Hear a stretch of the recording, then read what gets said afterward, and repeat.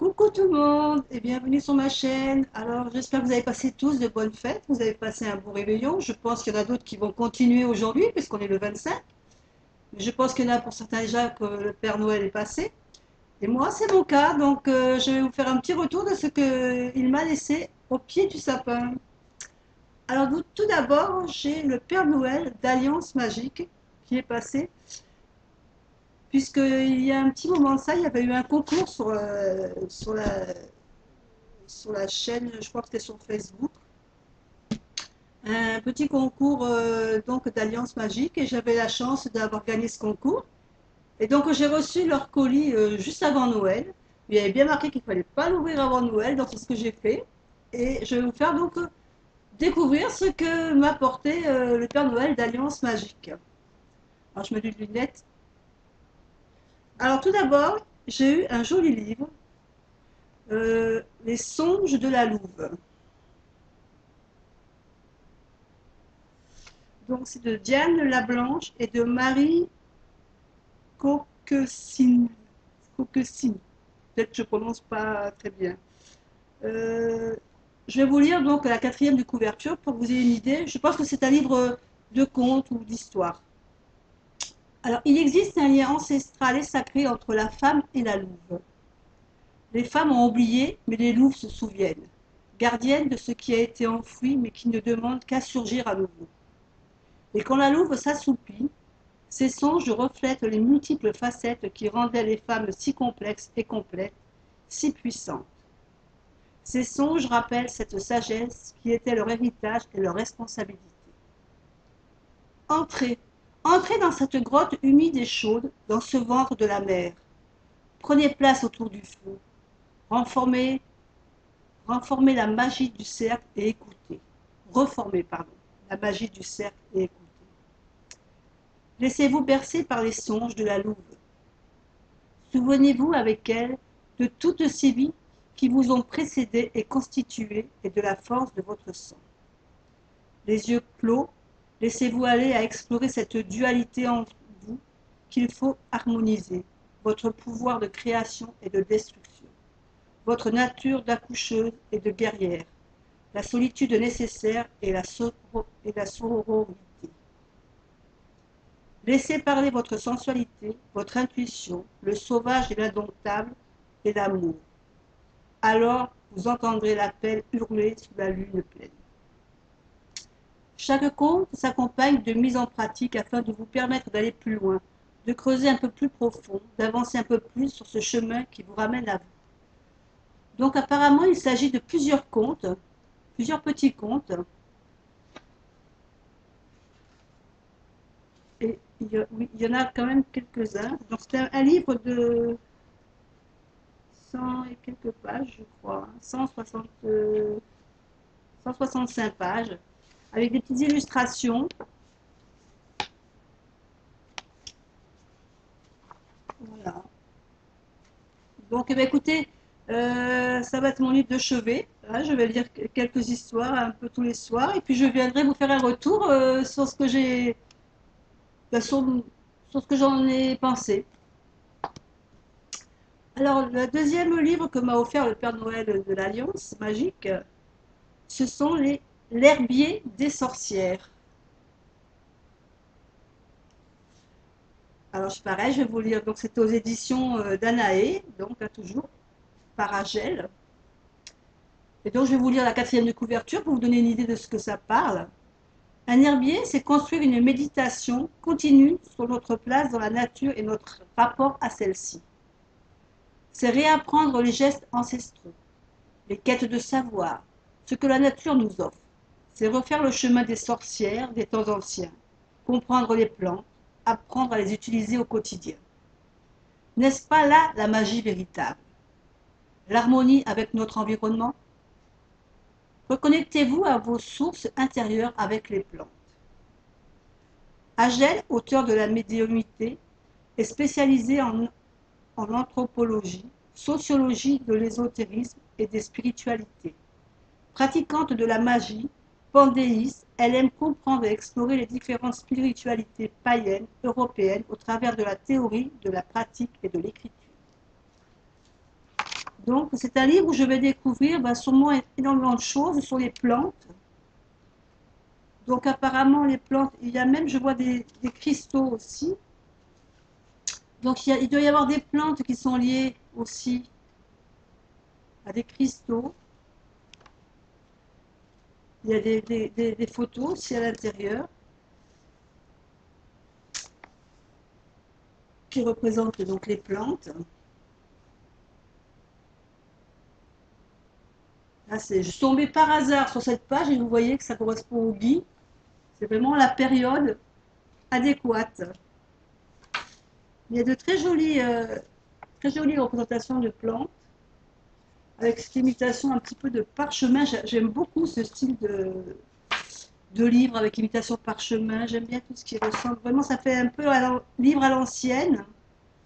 Donc, on parle des plantes. Donc, ce qu'on peut en faire au niveau culinaire, hein, bien sûr, mais aussi au niveau usage magique.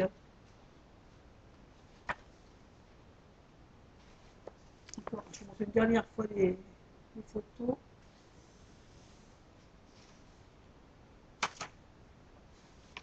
Et la petite dernière. Allez. Donc là, c'est un livre de 160, 270 pages. Donc c'est pareil, écoutez, quand j'aurai potassé un petit peu tout ça, parce que je pense qu'il y en a pour un petit moment, je vous ferai un petit retour. Et le dernier livre de l'Alliance, du Père Noël Alliance Magique, c'était un livre, je suis contente parce que c'est un livre que je voulais m'acheter, parce que je voulais m'acheter le livre sur la Bible des cristaux. Euh, Parce que c'est vrai que j'avais pas de. J'en ai des livres sur les cristaux, mais ils sont un peu subtils. Et je m'étais dit, bon, la Bible, c'est pas mal, parce que le problème, c'est que la Bible des cristaux, il en existe plusieurs volumes. Et je voulais déjà acheter le volume 1, et je ne l'ai pas trouvé. Je l'ai trouvé le 2, j'ai trouvé le 3, mais pas le 1. Donc j'attendrai. Et du coup, j'ai reçu La sagesse des cristaux. Donc c'est un livre de Sandra Kines, toujours aux éditions Danae, évidemment. Et c'est un livre de 290 pages, je crois, 200, voilà, 290 pages, et avec de magnifiques photos, mais franchement, la métisse, c'est une pierre que j'aime beaucoup. Justement, tenez, le quartz améthyste. Alors c'est vrai que c'est une pierre, un mélange d'améthyste et de quartz. J'aime beaucoup le quartz. Une pierre que j'aime bien, le quartz et l'améthyste aussi. Et je cherchais justement une quartz avec un mélange quartz-améthyste. Je ne savais pas que ça existait. Je viens de voir justement que ça existe. Donc c'est super sympa, ça j'aimerais bien avoir celle-là. Et donc il y a de très très jolies photos de pierres. Donc ça parle évidemment de toutes les pierres que l'on peut, euh, que l'on peut trouver. Alors je vais vous lire la quatrième de couverture aussi pour que vous fassiez une idée. Donc il y a plusieurs livres hein, sur les cristaux. Il y a les pierres d'épanouissement aussi. Je l'avais vu celle-là, les pierres d'épanouissement. Le livre Purification, principes et méthodes. Je pense que c'est un livre aussi pour savoir comment entretenir ces pierres.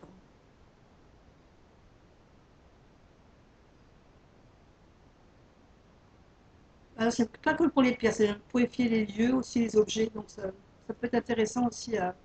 Et donc là, c'est La sagesse des cristaux. Et voilà, le livre que j'avais vu, c'était Les pierres au quotidien. Donc je crois qu'il y a encore des livres, pas mal de livres à acheter. Je vais vous lire déjà celui-là de La sagesse des cristaux. Référence indispensable pour tous les passionnés de pierres et de cristaux, cet ouvrage vous fera découvrir les vertus méconnues de près de 200 pierres. Histoire, données scientifiques, liens astrologiques, symboliques, propriétés magiques, spirituelles et thérapeutiques. Vous y trouverez tout ce qu'il vous faudra pour travailler efficacement avec les cristaux. Renforcez votre lien avec le monde naturel en apprenant à intégrer le pouvoir des pierres et des cristaux au sein de vos pratiques. Explorez de nombreux moyens pour accroître vos connaissances et votre savoir-faire. La sélection et la préparation des pierres, les associations par couleur, les influences astrologiques, la manière de repérer les imitations, etc. Découvrez de nouvelles façons de construire une puissante matrice de cristaux et comment déterminer quelle pierre convient le mieux à vos objectifs. Avec plus de 200 photographies, couleurs et un guide pratique des correspondances, des divinités associées et bien plus encore. La sagesse des cristaux sera pour vous un ouvrage de référence intemporel.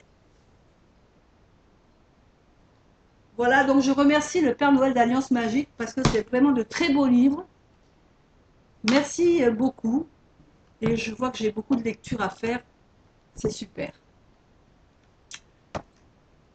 Dans le sapin, il y avait deux autres petits cadeaux, 2 livres toujours. Et on continue sur un livre avec les pierres de Martine Pellux. Ces pierres qui nous font du bien.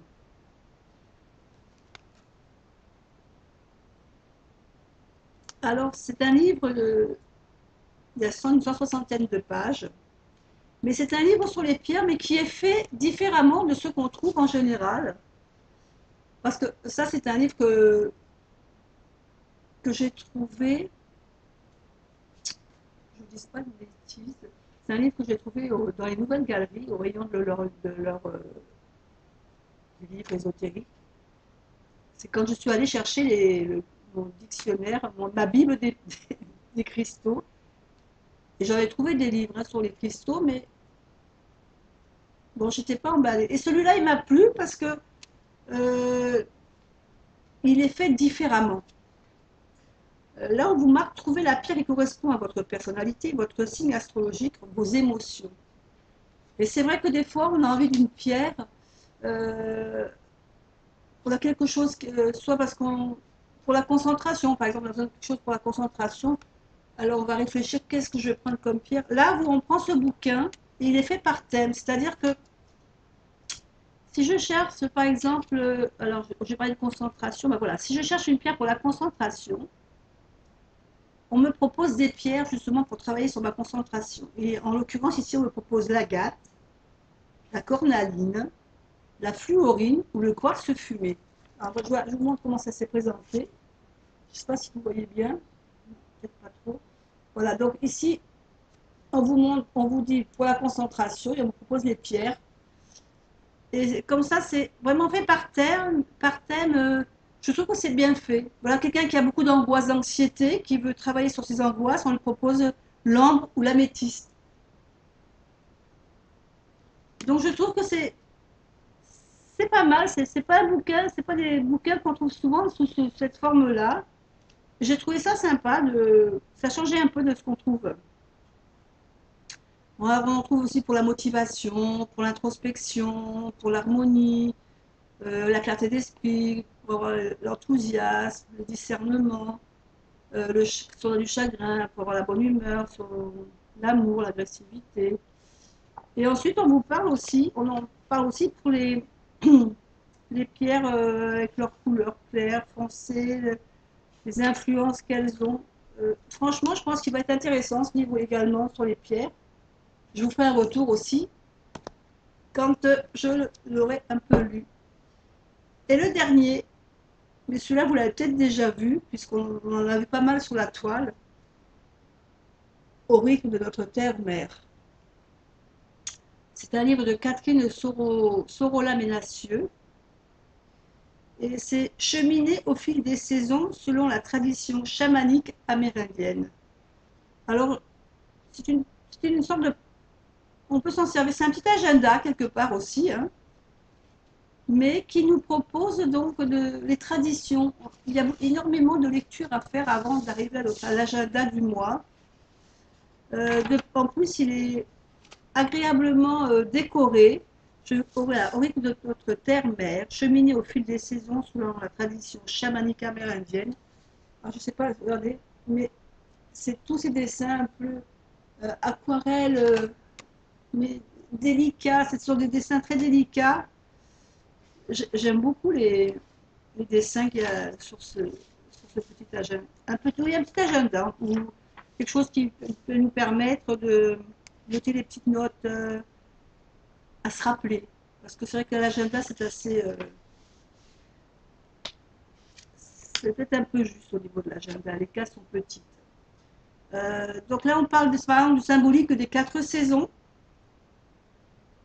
Donc les 4 saisons, par exemple, pour l'hiver, écoute, écoute et sérénité, se connecter à l'espace du rêve, se ressourcer, ressentir, accueillir, repos, silence, vision intérieure. C'est vrai que l'hiver, on n'a pas trop envie de sortir. Souvent, on aime bien être chez soi, on aime bien rester au chaud.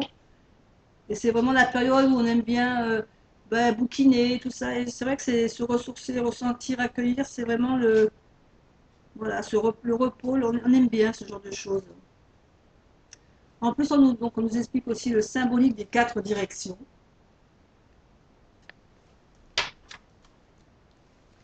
Avec la roue, qu'on a déjà vu, voilà. Les principes fondamentaux de la sagesse traditionnelle amérindienne. Alors, on nous rappelle aussi les périodes chamaniques, euh,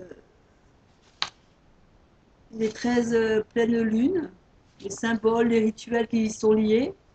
Enfin, il y a vraiment des choses très, très intéressantes. Mais on nous a dit aussi, on nous rappelle la roue chamanique.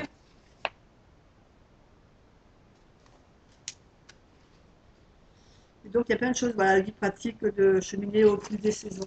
Il y a beaucoup de lectures, je pense que ça doit être intéressant. Et vous voyez qu'il y a beaucoup de choses à lire avant d'arriver à l'agenda proprement dit. Là, par exemple, pour commencer, on nous parle du solstice d'hiver.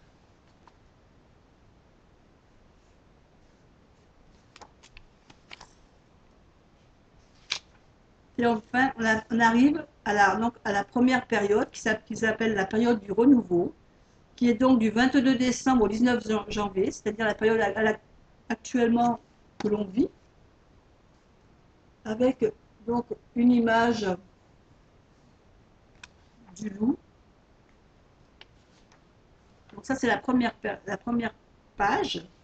La deuxième page où on accède donc au calendrier de la période du renouveau. Donc là, vous avez, j'ai beaucoup de mal avec le PC à faire. Vous voyez, on a tout le mensuel ici. Mais c'est des petites cases. C'est ce que je vous disais pour faire un agenda, c'est assez petit. On peut mettre les essentiels ou les anniversaires, mais après, c'est difficile de s'en servir pour le travail, quoi. Et ensuite, on la page d'après, on a l'esprit de la plume et l'espace du rêve. Alors, l'esprit de la plume, c'est écriture guidée intuitive. J'accueille le renouveau avec et on peut compléter en fin de compte, ce qu'on a envie d'accueillir dans cette période. Il se manifeste en moi par et je sens que je suis prête à. Et ensuite, il y a de la place encore pour les pensées et autres réflexions personnelles qu'on peut avoir.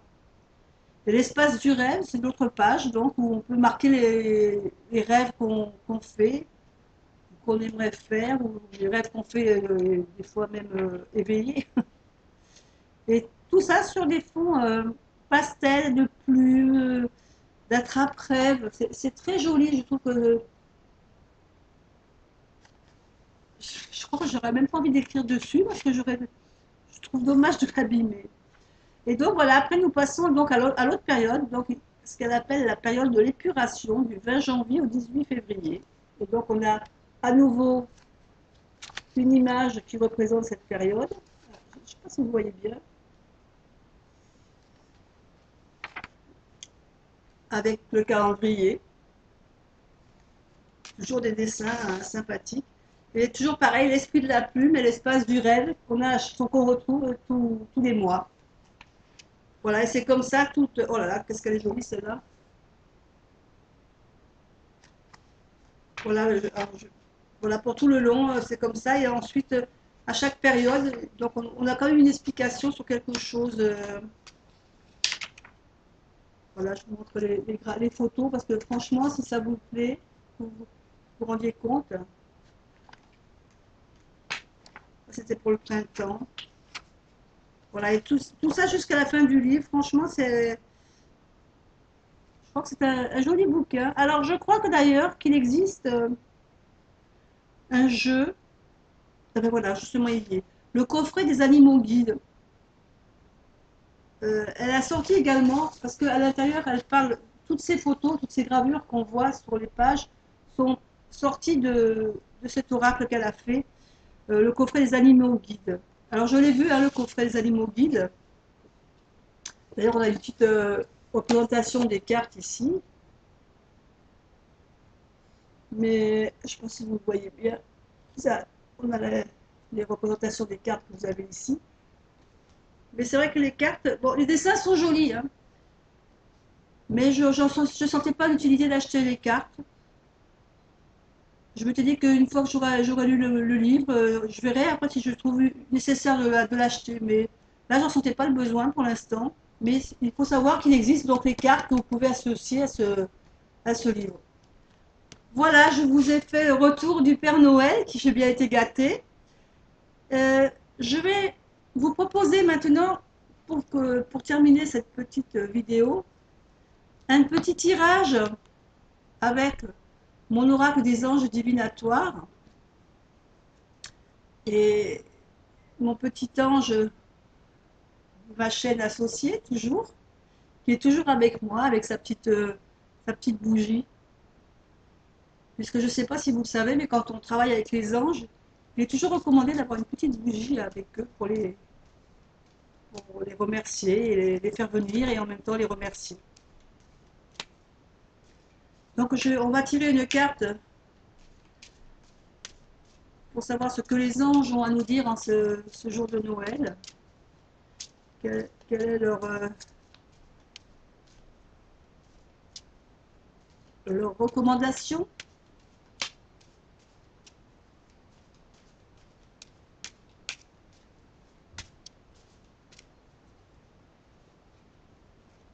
Hop. Et nous avons la carte de l'ange de l'abondance. Je ne sais pas si vous voyez l'abondance. Quelle jolie carte pour une période de Noël, puisque l'abondance, eh ben, ça veut bien dire ce que ça veut dire, abondance en tout bien, je veux dire, ça peut être de l'abondance, ben, c'est l'abondance à tous les niveaux, je veux dire, que ce soit au niveau sentimental, relationnel, bien matériel. Je crois que cette période de Noël, c'est surtout le partage, donc vraiment l'abondance comme ça, voilà, il faut la partager. Je crois que c'est un beau message. Euh, Abondance d'amour, souvent, puisqu'on est en famille, on se réunit tous. Voilà, ben, joli message de nos anges. Alors, je vais vous dire ce que nous dit le petit livret quand même. Euh, donc, il dépend de l'archange Uriel. Et la carte de l'abondance. Donc, je vous laisse la carte. Selon la loi universelle de l'attraction, l'énergie que vous attirez correspond à celle que vous émettez. Quand vous ressentez gratitude, joie et positivité, des événements heureux se présentent à vous.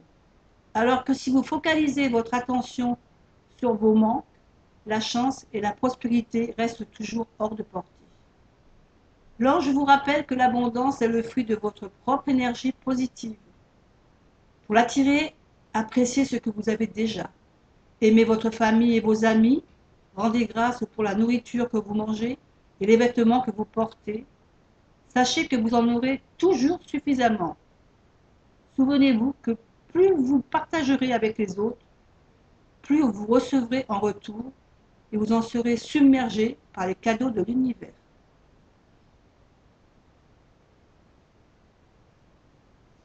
Voilà, je vous souhaite, eh bien écoutez, je vous souhaite à tous une bonne continuation pour ces fêtes de Noël. Profitez encore bien de votre famille encore ces jours-ci. Peut-être que vous êtes en vacances, donc profitez, passez de bonnes vacances.